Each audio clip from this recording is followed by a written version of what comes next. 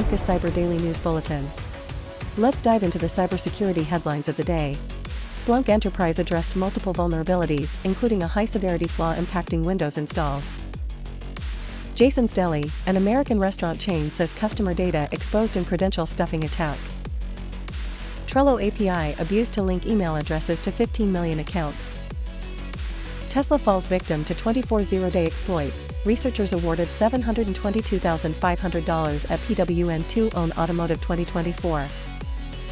Re-vamped Zloader trojan malware attacking Windows users with new RSA encryption. Your security is our priority. Stay informed, stay safe, stay with us. Ampcus Cyber, your go-to source for the latest cybersecurity news across the globe.